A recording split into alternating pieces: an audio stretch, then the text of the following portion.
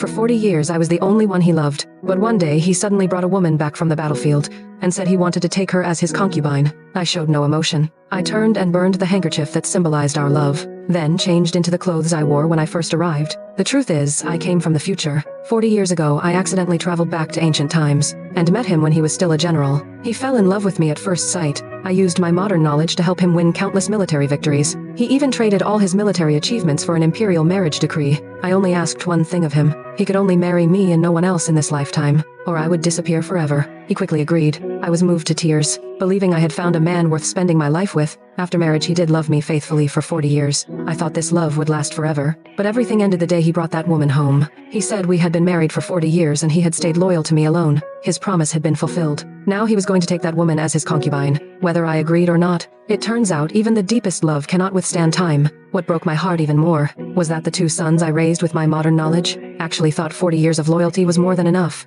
Then my daughters-in-law came to persuade me, saying I was being unreasonable. Only then did I realize that my 40 years of dedication made me the fool all along. Just as I was about to leave in disappointment, my granddaughter suddenly grabbed my hand. She said I was not wrong. Her father and uncle were both raised by me. Her mother and aunt never had to compete with other women for their husbands because of me, yet now they had all betrayed me. Her words gave my restless heart a moment of peace. I told him if he wanted to marry her, then go ahead. From this day forward, his affairs had nothing to do with me. Then I turned and walked away without looking back. The next day, that woman deliberately provoked my granddaughter, demanding she kneel and bow to her. My granddaughter simply refused, but was immediately scolded by her grandfather, who ordered her to kneel and apologize. My granddaughter stated that I was a noblewoman titled by the emperor himself. I had never made her bow to me. She certainly would not bow to this woman. In his rage, he was about to slap his own granddaughter in front of everyone. Fortunately, I arrived just in time and stopped him. Then, that woman started crying again, saying she was the cause of all the family troubles. My husband lovingly pulled out the handkerchief I had embroidered for him to wipe her tears. That was once his most treasured possession.